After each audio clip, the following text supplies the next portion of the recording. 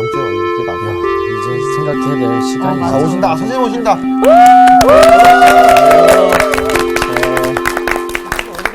오셨다. 오셨네요.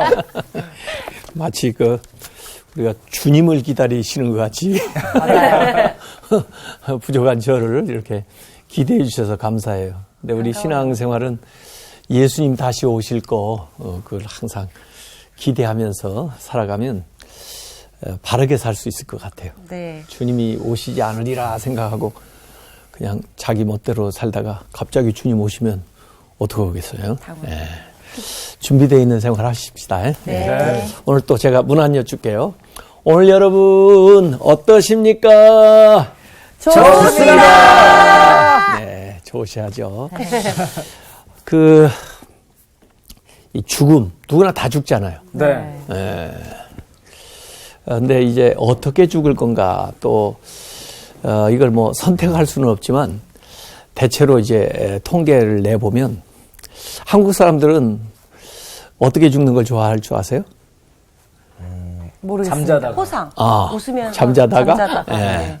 하여간 자기도 모르게 네. 죽음을 맞이하는 그렇게 생각하지만 제가 이제 미국에서 오래 살았는데 미국 사람들은 의외로 암으로 죽는 걸. 암이요? 암. 선호한다고요?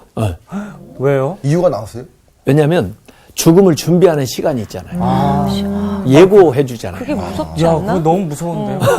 요새는 또 암도 잘 치유가 이제 되기도 네. 하고 그러지만은 그래도 어느 정도 이 준비할 시간을 주고 죽음을 맞이하게 되니까 그동안 신변 정리도 하고 또 사실 뭐 암으로 금방 죽는 게 아니니까 또 하고 싶은 일도 좀 하고 주어진 시간 안에 죽음을 준비했다가 맞이하는 거 그걸 선호한다는 얘기 들었어요. 대단하다. 그래서 좀 우리하고 좀 다르다. 너무다. 이런 이제 걸 생각하게 되는데 생화를 좋아하세요? 조화를 좋아하세요? 생화요. 전 좋아. 조화? 네. 왜? 제가 선인장도 못 살리고 죽인 적이 있어가지고 내가 죽일까봐? 네, 그냥 오랫동안 예뻤으면 좋겠어요. 근데 대체로는 생화를 좋아해요. 네. 근데 이제 사실 생화도 이렇게 잘라가지고 가져오니까 처음에는 싱싱하고 예뻐 보이지만 시간이 지날수록 아무리 잘 관리를 해도 시들어 가잖아요. 네. 근데 이제 사실 우리 인간은 우리도 죽기 때문에 죽어가는 것들을 사랑하는 것 같아요. 윤동주의 그 시에도 그게 나오잖아요. 죽어가는 것들을 사랑해야지. 서시. 예.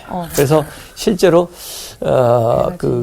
이 조화보다 생명력이 있기 때문에 죽어간다는 거거든요. 그래서 그 이제 생활을 사람들이 좋아한다 그런 얘기인데 그래서 죽음이 물론 피할 수 없는 것이기 때문에 누구에게나 다 다가오는 거기 때문에 잘 준비해 가지고 맞이했으면 좋겠고 그 죽음이 어떤 면에서 자기의 그 삶을 이렇게 잘 마무리시켜주는, 완성시켜주는 또 그 죽음 자체가 다른 사람들에게 무슨 생명도 선물이 돼야 되겠지만 죽음이 선물이 되는 죽음을 맞이한다 얼마나 좋겠어요. 근데 사실 예수님은 그 십자가에서 죽으심으로 우리에게 구원의 선물을 주셨잖아요. 자, 그런 것처럼 정말 값진 죽음들도 세상에 많이 있어요. 다른 사람의 생명을 구하기 위해서 목숨을 바치는 사람이거나 또 나라를 구하기 위해서라든지 이렇게 어쨌든 그 죽음 자체가 피할 수 없는 것이라면 잘 준비해서 아름답게 맞이하는 것이 좋겠다 이런 건데 우리나라는 어때요? 죽음을 가까이 하는 문화예요?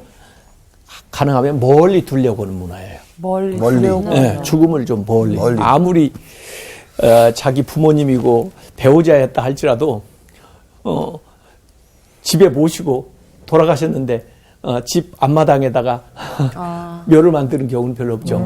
멀리 산골짜기에 거기에다가 이렇게 죽음을 좀 멀리하고 어떤 면에서 죽음을 좀 터부시하는 뭐 그렇다고 그래서 죽음이 안 오는 게 아닌데 그렇게 하고 혹시 그 공동묘지라든지 또 화장장이라든지 뭐 이런 것들이 이 집 주변에 있거나 그러면 막 나와서 데모하잖아요. 집값 떨어진다고.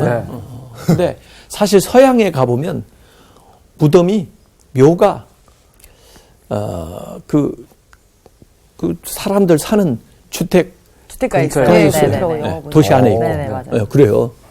그리고 또 공원처럼 꾸며놨어요. 네, 맞아요. 산책을 할 수 있게 해놓고 심지어 수시로 갈 수 있게. 교회 네, 앞마당에 맞아요.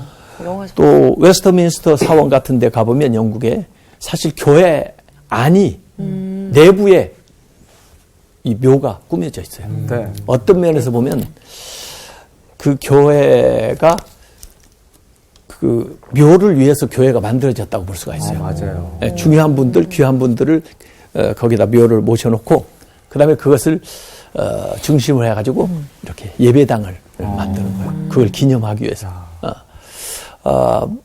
그래서 그렇게 혐오 시설이라고 생각을 하지 않아요. 예, 삶과 죽음이 함께 있는. 제가 미국에서 내슈빌에서 갈보리 교회 개척해가지고 목회를 했는데 미국 교회를 구입해가지고 우리가 이사를 갔어요. 근데 그 교회가 보니까 그 예배당 앞에 그 주차장 가운데 이 동산처럼 있어가지고 거기에 묘지가 있어요. 그리고 그 묘지 옆에 사택이 있고. 그래서 저는 그 사택에 살면서 이제 그 교회 목회를 했는데 강대상에서 이렇게 딱 설교를 하고 서서 보면 보여요. 뒤 문을 통해서 딱 묘지가 보여요. 그래서 산자와 죽은 자를 향해서 내가 설교를 하는 거지. 설교할.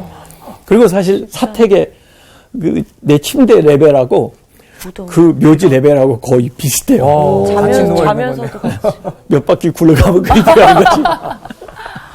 그래서 아주 미국 사람들은 자연스럽게 이 교회에 올 때마다 두렵지. 자기 부모나 조상들의 그 묘를 보고 항상 죽음을 생각하는 거죠. 나도 언젠가는 저기에 가 있겠다 이런 생각하죠.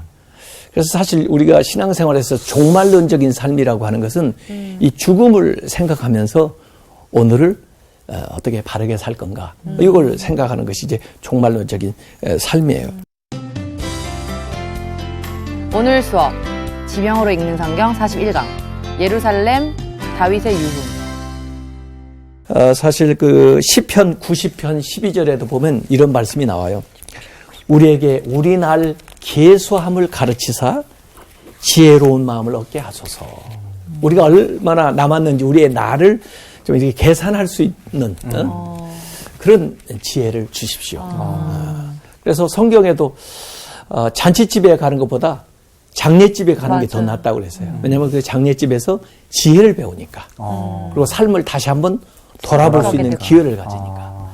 그 찰스 디킨스가 쓴 그 크리스마스 캐롤이라고 하는 그 작품에 보면 스크루지가 자기의 죽음을 경험을 하는 거야. 네. 또 자기의 장례식에 가서 이걸 천사의 도움을 받아가지고 가서 객관적으로 보는 거야. 그러고는 이제 깨달음 얻은 거야. 저렇게 죽으면 안 되겠다. 죽고 나서 사람들한테 저런 평가를 받으면 안 되겠다. 가지고 돌아와서 보니까 이게 꿈이야. 그래서 다시 이제 인생을 새롭게 산다는 얘기가 있잖아요. 네. 그래서 실제로 우리가 경험하는 죽음은 다 남의 죽음이야. 네. 내 죽음은 경험할 수가 없어. 죽음은 끝이 그냥. 그렇죠. 네. 네. 그래서 부모의 죽음을 경험한다든지 또 무슨 배우자의 죽음을 경험한다든지 친구들 가까운 사람들의 죽음을 우리가 간접적으로 이렇게 경험하면서 내 인생을 다시 돌아보고 인생을 살아가게 되는 거죠. 자, 그래서 우리가 뭘 남기고 어떻게 살 건가 오늘 좀 생각을 했으면 좋겠는데 이 탈무드에는 남겨야 될 것 세 가지를 얘기하고 있더라고요. 첫 번째는 이름? 옛날 우리나라에서는 뭐 호랑이는 죽어서 가죽을 남기고 사람은 죽어서 이름을 남긴다는데 이름 남기는 건 좋은데 탈무드에는 나무를 남겨라. 나무. 네. 트리어 나무를 심어가지고 트리. 나무. 그 다음에 공기가 안 두 번째는 책을 써. 책을 남기는 거예요. 지혜. 그래서 자기가 경험한 거, 살아왔던 것들을 다른 사람들이 읽을 수 있도록. 세 번째는 자녀. 자녀. 어떡해. 이게 전부 굉장히 미래지향적인 거예요. 그렇죠? 네. 다음 세대들이 도움을 얻을 수 있도록 내가 살았던 것들을 이렇게 쉽지 않네. 물려주겠다. 그런 생각이 거기 들어가 있는 거죠. 그래서 죽음조차도 우리가 다른 사람들에게 선물이 됐으면 좋겠는데 이제 성경에도 보면은 그 유언적인 말씀을 나누는 대목이 많이 나와요. 네. 그래서 이제 오늘 다윗이 남긴 마지막 유언을 이제 보려고 하는데 세상의 그 유언하고 조금 다른 게 뭐냐면 세상 사람들도 죽기 전에 유언해요. 심지어 유언장을 써요. 네. 근데 주로 뭐에 관해서 쓰는지 아세요? 재산. 재산. 상속 문제에 대해서 법률적으로 네. 이제 변호사에게 맞아. 유언장을 이제 쓰는데 이 다윗은 그 재산 문제에 관한 게 아니에요.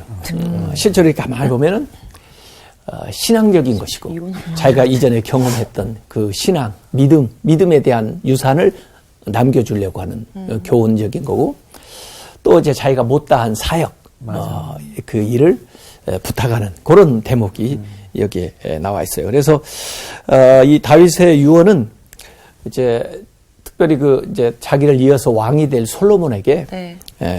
어떤 믿음을 가지고 어떤 통치 철학을 가지고 나라를 이끌어야 되는가 하는 이야기를 하고 있는데 특별히 그 하나님의 말씀으로 대변되는 그 율법, 세상에서도 이제 법을 따라 나라를 다스리듯이 하나님의 사람들은 하나님의 말씀이 법이잖아요. 네. 그래서 그걸 잘 지켜야 된다. 이런 얘기를 해요. 그러니까 아무리 왕이라도 네 생각대로, 네 소신대로, 네 주관대로 하라는 게 아니고 하나님의 법을 따라서 해라는 거죠. 그러니까 다윗도 왕으로서 살면서 자기가 최고라고 생각한 것보다 하나님의 종으로서 이 일을 수행한다는 그런 의식을 가지고 있었던 것 같아요. 그러니까 아들한테도 그런 이야기를 하는 거죠. 그 루벤스가 그려놓은 그 다윗 왕 그 그림을 보면요, 이 왕의 의복을 입고 그 다음에 이제 하프를 연주하잖아요. 네. 근데 사실 이 목동일 때 이 하프를 연주하는 건 이해가 좀 돼요. 네. 자기의 어떤 영을 위해서도 할 수도 있고 누군가 위해서 연주할 수 있는데 이 왕이 돼가지고 이 하프를 연주하는 건 뭘 의미할까요? 찬양? 예, 찬양. 자기보다 더 위대한 왕이 계시다는 거. 하나님. 예, 하나님을 찬양하는 거죠. 그래서 이 다윗은 아마 시편의 그 찬양 시처럼 이렇게 하나님을 찬양하는 삶을 살았고 그것이 인간의 참 삶의 목적이다 이런 생각을 했던 것 같아요.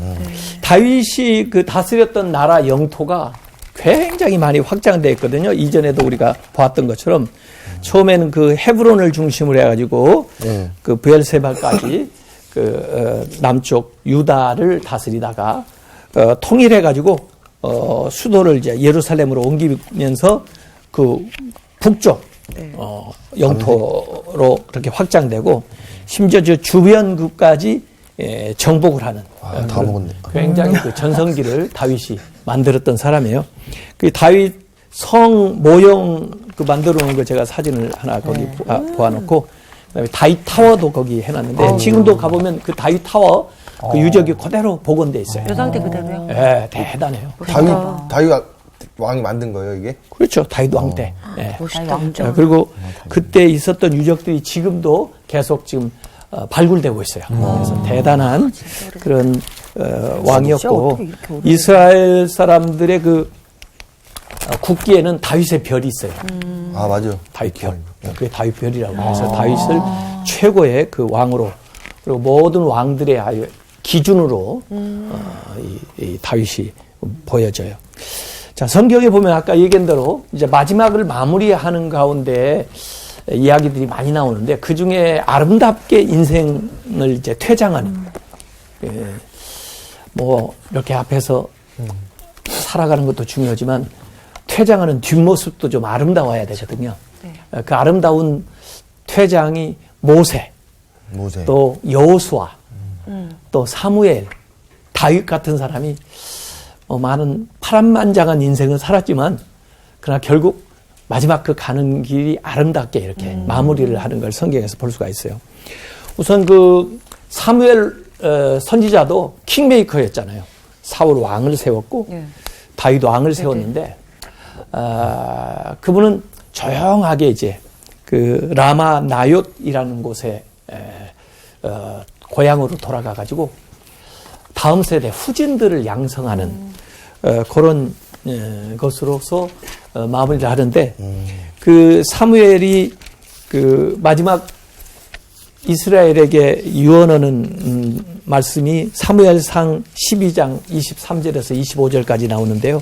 이런 말씀을 사무엘은 했습니다. 나는 너희를 위하여 기도하기를 쉬는 죄를 여호와 앞에 결단코 범하지 아니하고 계속해서 죽는 날까지 기도하겠다 그 말이죠. 선하고 의로운 길을 너희에게 가르칠 것인즉 너희는 여호와께서 너희를 위하여 행하신 그 큰 일을 생각하여 오직 그를 경외하며 너희의 마음을 다하여 진실히 섬기라. 만일 너희가 여전히 악을 행하면 너희와 너희 왕이 다 멸망하리라. 이런 말씀을 남기고 역사에서 이렇게 사라져요. 사무엘이요. 또 다윗도 참 사울 왕의 뒤를 이어가지고 이제 이스라엘 왕이 돼서 40년간 통치한 사람이거든요. 그래서 어떤 이스라엘 왕보다도 참 이 모델이 되는 기준이 되는 그런 삶을 살았는데 그 다윗이 유언한 것이 성경의 세 부분에 걸쳐서 나와요. 예. 우선 사무엘하 예. 23장에 나오고요. 예. 그 다음에 역대상 28장과 29장에 걸쳐서 나오고요. 그 다음에 열왕기상 열왕기상 왕상. 예, 2장에 이렇게 나와요. 그래서 오늘 그 이야기를 조금 살펴보려고 하는데 우선 사무엘하 23장에는 자신을 이제 소개하는 것부터 나와요. 그 사무엘하 23장 1절 한번 읽어보세요. 다윗의 마지막 말.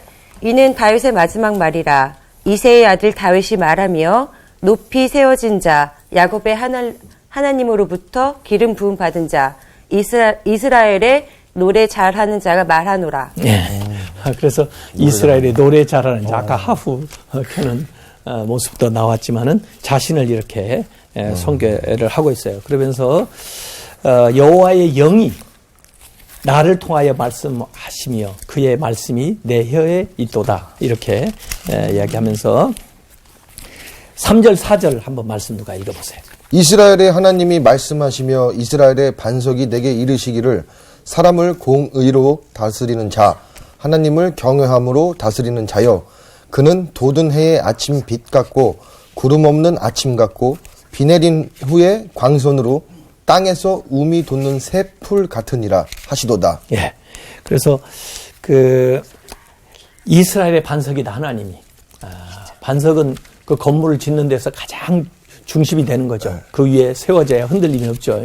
하나님이 반석이신데 하나님은 그 정의, 이 다윗이 이제 그 나라를 다스리는 그 두 개의 축을 가만히 보니까 공의, 정의하고 그다음에 하나님을 경외하는 거. 하나님을 경외하면서 공의로움으로 다스렸다. 그런 얘기를 하고 있어요. 그래서 하나님의 그 말씀, 법에 기초해 가지고 이제 다스리는데 길건 씨 그 5절 한번 읽어보세요. 내 집이 하나님 앞에 이같지 아니하냐. 하나님이 나와 더불어 영원한 언약을 세우사 만사에 구비하고 견고하게 하셨으니 나의 모든 구원과 나의 모든 소원을 어찌 이루지 아니하시랴. 예, 그래서 언약 하나님과의 그 세운 그 영원한 언약 말씀 안에서 그 세운 그 언약을 따라서 그 이스라엘을 다스렸다. 그러니까 전반적으로 보면 하나님께서 세우신 나라인데 하나님의 말씀 또 언약을 따라서 그 나라를 통치할 때 하나님께서 복을 주시고 인도해 주신다 하는 말씀을 여기 사무엘하 23장에 남기고 있어요. 네.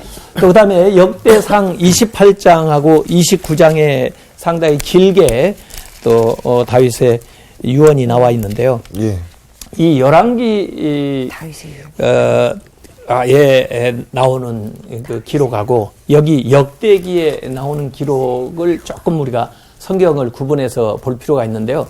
같은 왕조의 역사를 열왕기서에도 기록을 하고 있고 역대기서에도 기록을 하고 있어요. 근데 열왕기는 대개 예언자적인 관점에서 적고 있어요. 열왕기는. 그래서 예언자들의 그 선포는 주로 율법에 기초해가지고 하나님의 말씀을 전하는 건데, 그 말씀을 따라서 이제 잘 산 사람들은 복을 받고, 그러지 않으면 이제 어려움을 당하게 되는 이런 것들이 이제 열왕기서가 쭉 역사를 보는 관점이에요. 예언자적 관점에서 봤다. 근데 이 역대기의 그 관점은 제사장적 관점에서 봅니다. 그래서 사실은 역대기서에는 실질적으로 이제 이스라엘의 왕조가 멸망하고 나서, 그러나 그 이스라엘의 그 하나님의 언약은, 그 다윗의 그 언약은 이 하나님 앞에 이제 예배드리고 제사드리는 그 신앙적인 전통을 따라서 흘러간다는 그런 관점이 지배적이거든요. 그러니까 이제 제사장적인 그런 관점에서 역대기는 기록을 하고 있어요. 그래서 그 열왕기에서는 되게 이제 아까 예언자적인 관점이라고 그러니까 그 솔로몬한테 인생에 대한 어떤 근본적인 교훈을 주고 있는 것이고, 하나님 말씀에 따라서 잘해야 된다 이런 거고, 역대기서에는 되게 이제 아까 제사장적 관점이니까 성전, 성전에 대한 생각이 많아요. 그래서 그 성전 건축에 대한 이제 유언을 이 솔로몬에게 해주는 그런 이제 것이 나와요. 그래서 오늘 역대기 상 28장, 29장에 보면 4가지 정도의 당부를 하는데, 네. 성전에 대한 당부, 네. 또 솔로몬에 대한 유언, 그리고 감사기도, 자기 인생을 전부 되돌아보면서, 그리고 하나님께 그 회중들과 더불어 그 행적. 찬양을 돌리는 그런 것으로 나와 있습니다. 그래서 우선 성전 건축에 대한 당부가 나오는데요. 예. 원래 이제 법궤를 옮겨오죠. 예. 그러지만은 여전히 성막 안에 이제 법궤가 있고, 다윗은 성전을 지고 싶은 그런 마음이 있었지만은 네네. 하나님이 허락을 안 하시잖아요. 그래서 준비만 다 해놓고 그다음에 솔로몬한테 그 성전을 짓는 네네. 것을 이제 유언으로 남기는 거예요. 근데 어떤 면에서 보면은 유럽 같은 데 가면 막 교회를 막 500년씩 짓고 막 그러잖아요. 그 사람들이 무슨 재력이 없어서 그렇게 단실에 못 지고 그냥 자손의 자손으로 내려온 것 같지가 않아요.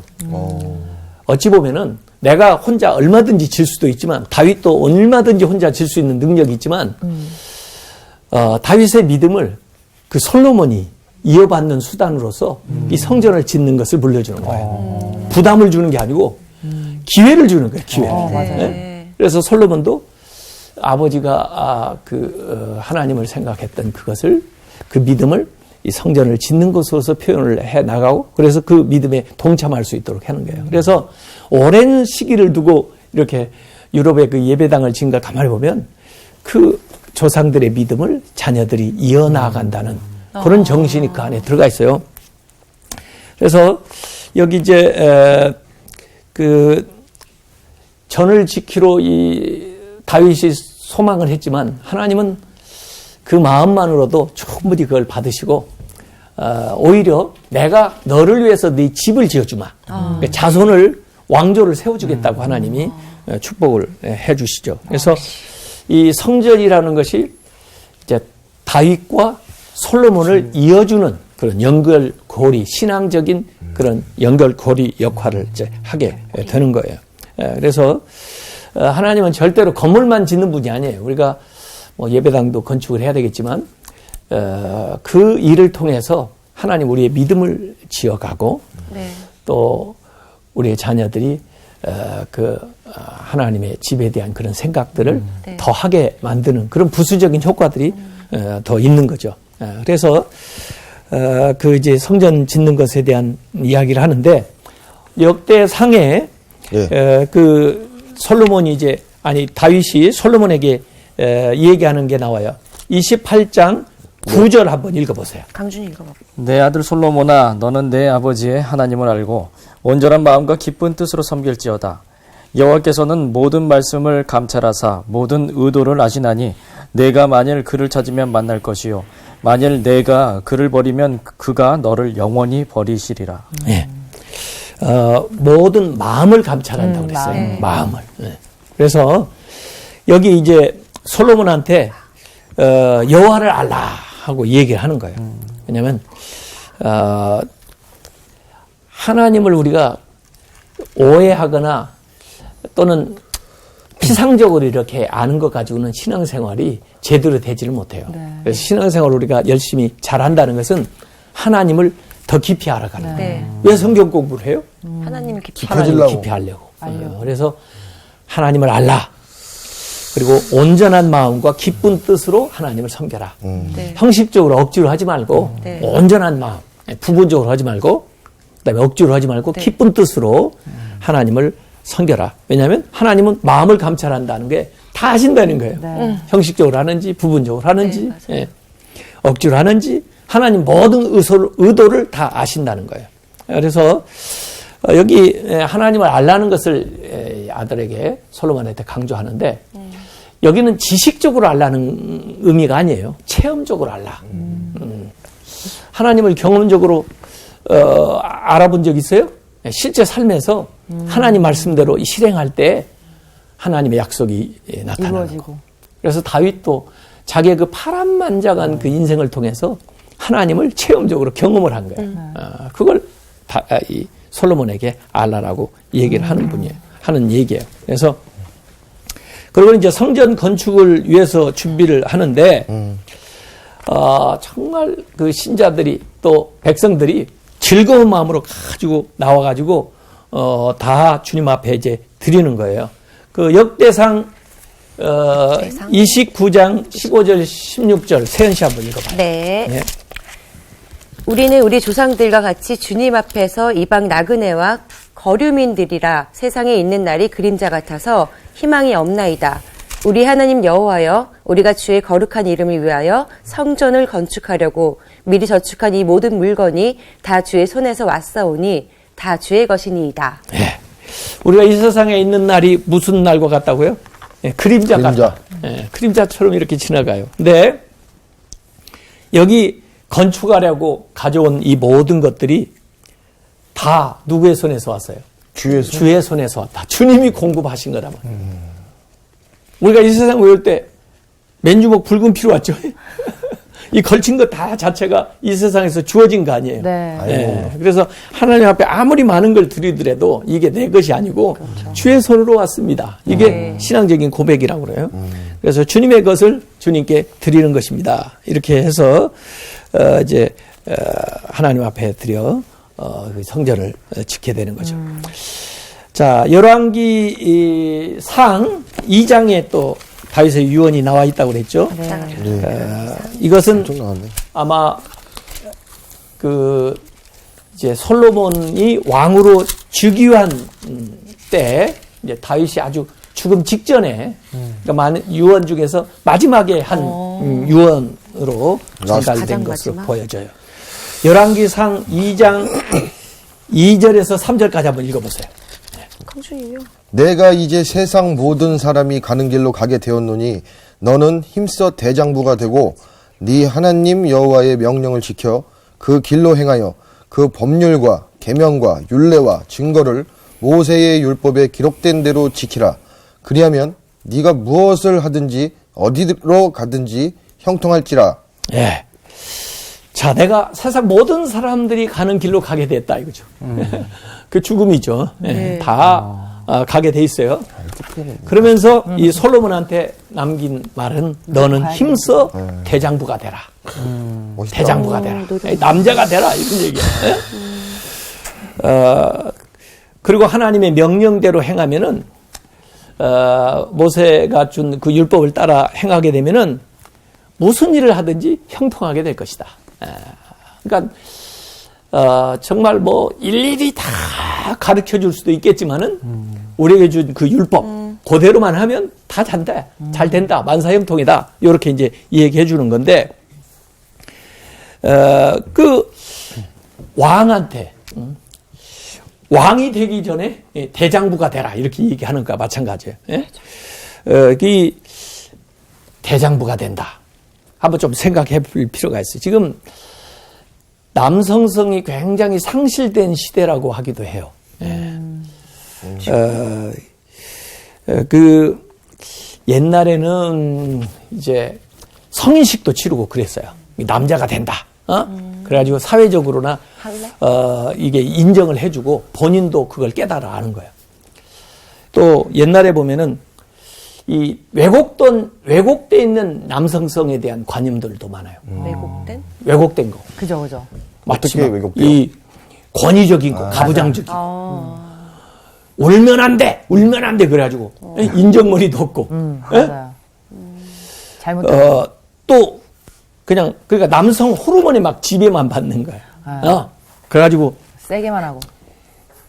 이 아내를 세고. 학대하거나, 네, 맞아요. 또 뭐 부정을 저지르거나 뭐 이런 거. 이런 건 사실은 여기서 얘기하는 대장부가 되라는 게 아니야. 그렇죠. 그건 졸장부지. 예? 조장. 이게 전통적으로 남자들은 이 역할이 사냥꾼 가서 뭘 잡아오는 거, 공급자, 예? 투사, 뭐 이런 것들이었거든요. 근데 이 이제 현대로 와서 이렇게 문명이 발달하면서 그 개념들이 조금 달라져야 돼요. 이 로버트 무어라고 하는 사람이 이런 얘기했어요. 이전에 이제 왕, 전사, 마술사, 연인 이런 이제 남성의 표상이 어떻게 이미지가 좀 달라져야 되느냐. 그 왕의 이미지는 폭군의 그 정치에서 이 자비를 베푸는 것으로 이렇게 바뀌어야 되고, 전사는 잔인함 대신에 용기와 결단력으로 이렇게 바뀌어야 되고, 마술사는 괴계 대신에 지혜로 바뀌어야 되고, 또 연인에 대한 것은 쟁취의식에서 연인을 향한 열정으로 바뀌어야 된다. 그래서 진정한 이 남성성은 여기서 얘기하려는 것이 자비롭고 또 용기 있고 결단력 있고 그리고 지혜롭고 배려. 그리고 열정 있는 이런 것들이 이제 남성성. 대장부가 되라 하면 그런 거란 말이죠. 그러니까 어떤 정복자가 되라, 가부장적인 리더가 되라 이런 것보다도 용기와 결단력을 가지고 있는 어떤 내면적인 것을 여기 다윗은 강조하는 것으로 보여요. 그래서 남자가 된다는 것은 뭐냐면 하나님을 진정으로 사랑하고 경외하고 모든 관계에서 좀 어른스러워지고 예? 성숙하고 그 위대한 삶으로 나아가는 것. 그러니까 다윗의 삶에 있어서 정말 언제 대장부였나? 골리앗 앞에 나갈 때 소년이지만 멋있었어. 그게 대장부가 되는 거예요. 네. 예. 또 사울과의 관계에 있어서 얼마든지 사울을 죽일 수 있음에도 불구하고 그를 죽이지 않고 놓아주는 그 관용. 예? 또 요나단과 끝까지 우정을 지키는 이런 것이 대장부가 되는 거 아니에요? 예? 또 자기가 잘못했을 때는 나단이 와서 그 잘못을 일깨워줄 때 자기가 아무리 왕이라도 그 앞에 회개하고 그 잘못을 인정할 줄 아는 거. 이게 나는 대장부라고 보는 거예요. 맞아요. 예? 물론 다윗도 대장부답지 못했을 때가 있었어요. 압살롬 문제를 처리하는 데 있어서라든지 밧세바의 그 문제에 있어서라든지 예, 이런 것들도 좀 있었거든요. 그래서 남자가 되라.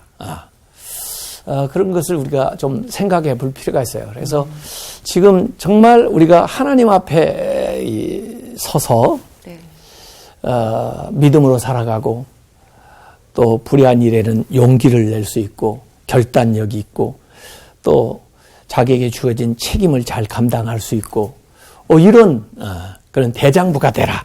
이런 교훈을 해주고 있는 거죠.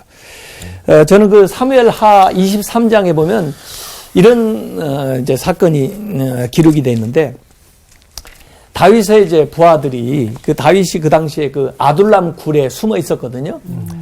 그 원래 그 이 베들레헴의 그 당시에 블레셋 사람들이 이제 점령을 하고 있었는데 그 다윗의 고향이 그 베들레헴이에요. 네. 근데 이제 상황도 어렵고 힘드니까 고향 생각이 났었나 봐. 네네. 그래서 지나가는 소리로 그 베들레헴의 입구에 있는 그 우물물 좀 마시고 싶다 이런 얘기 한 거야. 그랬는데 이 다윗의 용사들이 그 이야기를 듣고 떠났어. 정말 목숨을 걸고 돌파를 해서 대박. 그 골리앗 진영 안으로 몰래 숨어 들어가요. 그래가지고 우물물을 길어가지고 다윗한테 오는 거야. 그래가지고 당신이 마시고 싶었던 얘기했던 그 베들레헴의 우물물 어려서 먹은 그 물입니다 하고 다윗한테 가져오는 거야. 그게 남성다운 거지.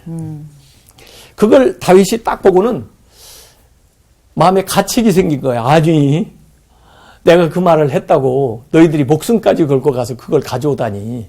이건 그냥 물이 아니라 피다. 너희들 피다. 내가 이걸 어떻게 마시겠냐. 그리고 다윗이 그거 그냥 부어요. 아, 왜 그래 또. 그거 먹지. 목숨 가지고 마시면. 멋있는 척으로. 맛있게 먹어. 그래서 저는 기왕 가져온 거. 그러니까. 기왕 가져온 거. 고맙다 목숨 하고 버리고 마셔야지. 마셔가지고. 그럴 수 있는데 저는 그걸 가만히 보면 이게 뭐냐면 남성성의 상호 교류라고 생각이 되는 거예요. 그 부하는 부하대로 맞아요. 다윗을 생각하는 마음이 있었고 그러네. 다윗은 다윗대로 그 부하들을 생각하는 그 미안한 이타적인 마음. 네. 이런 것이 그 사건 속에서 드러나면서 뭐 물을 한 잔 마시고 안 마시고가 중요한 게 아니잖아요. 그걸 통해서 서로 우리가 하나지. 나눠 마시면 안 됐었나? 우리가 정말 목숨 걸고 서로 우정을 지키자. 이렇게 해가지고 살아가는 그런 모습을 여기 보여주잖아요. 그래서 이 남성다움이라는 것이 좀 이타적인 그런 동기에서 서로 헌신하고 또 용기를 붙돋아주는 이런 것들이 귀한 거다 이렇게 생각이 들어져요. 오늘날도 그 예루살렘에 가보면요 다윗 왕의 무덤이 있어요. 네. 물론 이게 가묘인데 그래도 예루살렘에 있습니다. 오. 그 입구에 가보면 이렇게 돼 있고 사실 그 위에 마가의 다락방이 있어요. 그래서 마가의 다락방을 가게 되면은 다윗 왕의 그 무덤으로 가는데 그 안에 들어가 보면 다윗 왕의 그 관이라고 네. 만들어진 게 있습니다. 그래서 관 안에는 그 토라가 들어있다고 그러고요. 이 율법 말씀이 거기 들어있다고 하고, 그 다음에 거기에 왕관도 들어있다고 하는데, 네. 그 밖의 모습으로 보면은 다윗 별도 있고, 그 다음에 하프도 있고, 네. 그래요. 왕관도 그리고 있네. 그 안에 이제 글씨가 써 있는데, 다윗이 살아서 여기 있다라고 쓰여져 있어요. 아, 네. 죽었지만 살아있는 건요. 사실 아까 우리가 유언에 대한 이야기를 했습니다만은, 네. 자기가 산 세월보다 더 오래 이렇게 기억되는 사람이 있어요. 지금 다윗도 지금까지 기억되고 있잖아요. 네. 대단한. 자기 생애보다 훨씬 더 길게 기억에 남아있잖아요. 우리 마음에. 네. 그러면 죽었지만 살아있는 거지 여전히. 네. 우리의 기억 속에서. 네. 저는 장례식에 가서도 그런 설교 많이 해요. 지금 우리가 보는 모습으로는 이제 입관에서 마지막 봤지만 그의 가장 아름다웠던 모습들을 우리가 가슴에 간직하고 우리가 살아있는 동안 그가 늘 우리와 함께 있을 것입니다. 그런 얘기를 하거든요. 네. 그래서 우리가 이 세상에 살아가는 것도 중요하지만은 결국 마지막 이 세상에 좀 선물을 뭔가 남기고 후대를 위해서 갔으면 좋겠고요. 특별히 그 신앙의 유산을 좀 남겨주는 네. 그런 삶을 살아면 좋겠어요. 그래서 다윗의 생애도 위대했지만 물론 파란만장한 뭐 일이 있었어요. 그런데 그가 마무리하는 그 모습도 참 아름다웠다. 이제 다음 시간에는 솔로몬 얘기 가지고 찾아오겠습니다. 고맙습니다. 감사합니다.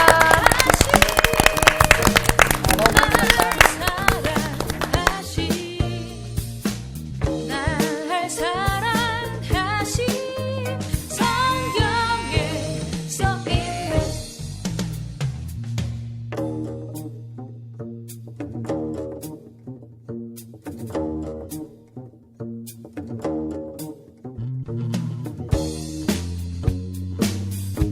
About the love of Jesus.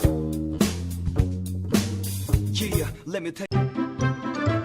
이번 주 퀴즈입니다. 여호와께서 기억하시다라는 뜻을 가진 선지자의 이름은 무엇인가요? 1번 스가랴, 2번 스바냐, 3번 에스라. 정답을 아시는 분은 CBS 성서학당 홈페이지에 정답을 올려주시거나 우편으로 보내주시면 됩니다. 선정되신 분들에게는 대한성서공회에서 성경 통독을 위한 최고의 자습서 성경 2.0, 세상을 바꾸는 복음 매거진 크리스채너티 투데이 1년 정기 구독권, 성서학당 선생님들의 저서 중 하나를 드립니다.